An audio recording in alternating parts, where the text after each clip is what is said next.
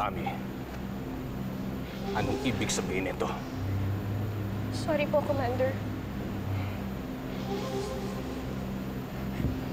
Ipaliwanag mo sa akin kung anong nangyayari dito ngayon, Galian.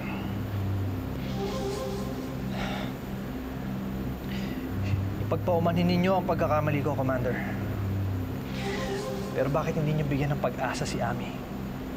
Total, nakapasa siya sa sarili niyang kakayahan at sa tingin ko, magiging isa siyang magaling na pulis pangkalawakan kung bibigyan niyo lang siya ng isang pagkakataon.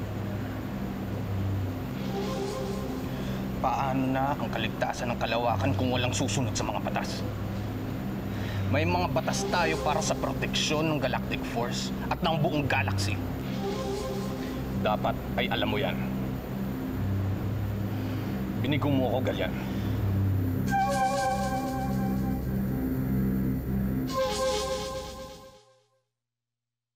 Ano nga palang ginagawa nila Mona dito?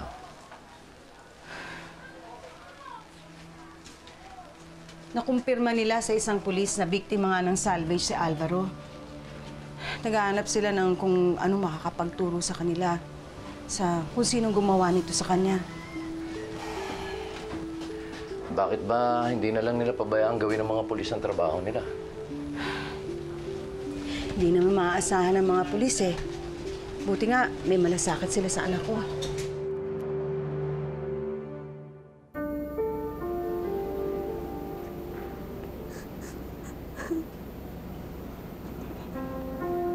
Ami.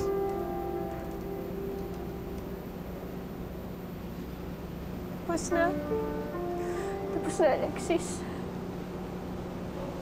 Kahit kailan, hindi na ako magiging pulis pangkalawakan. Lahat ng pangarap ko, wala na.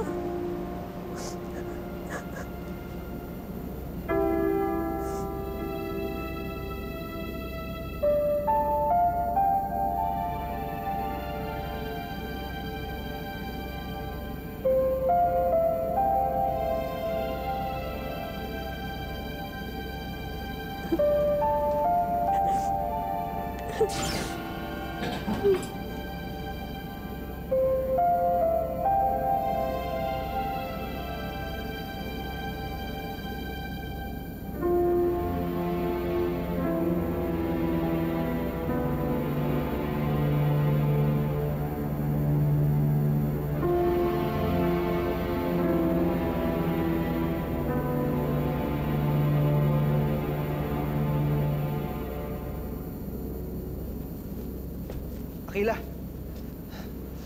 nakita mo ba si Ami? Bakit kaya lahat ng tao hinahanap si Ami? Nakita mo ba siya? Hindi eh.